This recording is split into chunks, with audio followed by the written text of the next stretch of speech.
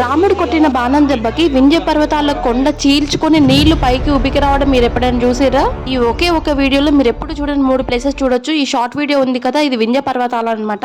ఇప్పుడు మనం వింధ్య పర్వతాల మీద నుంచి అయితే వెళ్తాము, అంటే పైకి ఎక్కుతాం అనమాట. దీనికైతే రోప్ వే ఉంది, అలాగే స్టెప్స్ కూడా ఉన్నాయి. ఇంకా అట్లా చేయలేని వాళ్ళకి ఇలా వెహికల్ సపోర్ట్ కూడా ఉంది. వెహికల్స్ అంటే అన్ని వెహికల్స్ వెళ్ళవు, ఏదైతే బంపర్ హైట్ ఉంటుందో అదైతే మాత్రమే వెళ్తాయి. ఎందుకంటే మొత్తం రాళ్ళు ఇట్లా గుట్టలు గుట్టలు ఉంటాయి అనమాట, అసలు ముందుకు పోవు. పర్వతాల కింద నయాగావ్ అనే గ్రామం ఉంటది. మన వెహికల్స్ అక్కడి వరకు మాత్రమే అలో, అక్కడ నుండి వాళ్ళ ప్రైవేట్ వెహికల్స్ ఉంటాయి అనమాట, ఇట్లా బంపర్ హైట్ ఉన్నవి. మన వెహికల్స్ లో కూడా వెళ్ళాలంటే తార్ వెహికల్ అట్లా ఏమన్నా బంపర్ హైట్ ఉన్నవి అవి తీసుకొని వెళ్ళొచ్చు. ఇక జర్నీ విషయానికి వస్తే ఒక అడ్వెంచర్ అనమాట. అసలు ఎంత హారబుల్ అంటే అంత హారబుల్, అసలు మస్తు భయం వేసింది.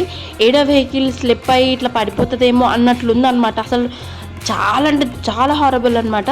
నార్మల్గా ఉండనిక మనం ఏమైనా నార్మల్ రోడ్ మీద వెళ్తున్నామా, వింధ్య పర్వతాల మీదకి ఎక్కుతున్నాం ఆ మాత్రం ఉంటుంది. ఈ లేక్ వచ్చేసి హనుమాన్ కుండ్ అంట. దీనికి ఎదురుగానే ఒక శివాలయం కూడా ఉంది.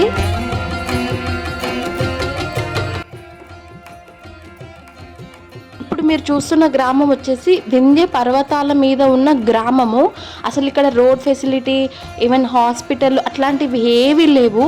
ఇప్పుడు ఫుడ్ విషయానికి వస్తే ఎట్లా అని అనుకుంటారు కదా, వాళ్ళ ఓన్గా పండించుకున్నవి అనమాట అన్నీ.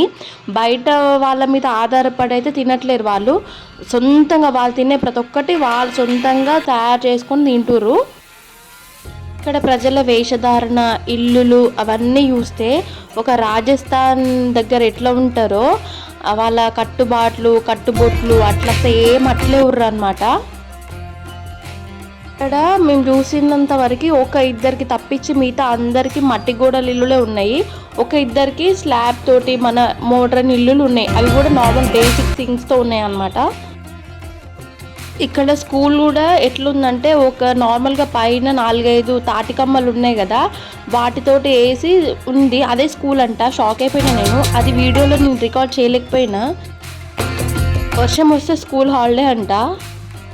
ఇప్పుడు మనం వెళ్ళబోయే గుడి విషయానికి వస్తే లంకని తగలబెట్టి వచ్చిన హనుమంతుడి వేడిని తగ్గించిన పవర్ఫుల్ ప్లేస్ ఇది. అస్సలు మిస్ అవ్వద్దు, వీడియో ఎండ్ వరకు చూడండి, అన్ని కనిపిస్తాయి. హనుమంతుడు లంకా దహనం చేసి తిరిగి వచ్చినప్పుడు శరీరం అంట విపరీతమైన వేడితో ఉందంట. హనుమంతుడు చిత్రకూటిలోని వింధ్య పర్వతాల వద్ద శ్రీరాముడిని కలుసుకున్నప్పుడు తన శరీర వేడిని తగ్గించమని కోరుకుంటాడంట. అప్పుడు శ్రీరాముడు తన బాణంతో వింధ్య పర్వతాన్ని ఛేదించగా ఒక నిర్మలమైన నీటి ధార ప్రవహించింది. ఆ చల్లటి నీటి ధారలో హనుమంతుడు స్నానం చేసి తన శరీరాన్ని చల్లబరుచుకుంటాడంట. అందుకే మనం వెళ్ళబోయే ప్లేస్ కి హనుమాన్ ధార అనే పేరు వచ్చింది. ఇదే ఆ ధార.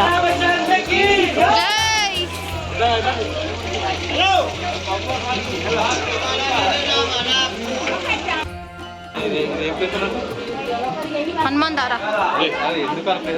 ఆ హనుమాన్ని ఇంకా నీటి దారని కూడా చూసి తరించారని అనుకుంటున్నా. మనం కొండ మీదకి వచ్చిన తర్వాత కొండ దిగి హనుమాన్ దారకైతే వెళ్ళాలి. అక్కడ దర్శించుకున్న తర్వాత కొండ ఎక్కాలి. మళ్ళీ కొండ మీద అయితే సీతమ్మ తల్లి వంట చేసిన ప్రదేశం ఉంటది, దాన్నే సీతా రసోయి అంటారు. సీతమ్మ తల్లి వంట కోసం యూజ్ చేసిన రోలు అవి కూడా కొన్ని అయితే కనిపిస్తాయి. అక్కడ ఫోన్ అలో లేదనమాట, సో అందుకే వీడియో అయితే చేయలేదు. సీతా రసోయి దగ్గరే ఇలా కుకింగ్ అయితే చేస్తున్నారు, స్నాక్స్, రబడి ఇవన్నీ.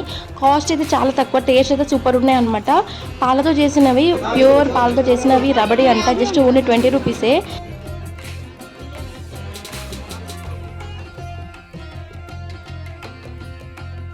సమోసా, ఆలు స్టఫ్డ్ బోండా ఇవన్నీ ఉన్నాయి. ప్రైస్ అయితే చాలా తక్కువ, ఇంకా ఫ్రెష్ ఆయిల్ యూజ్ చేస్తున్నారు. ఐ హోప్ ఈ వీడియో మీకు నచ్చిందని అనుకుంటున్నా. వీడియో నచ్చితే జై శ్రీరామ్ అని కామెంట్ చేయండి.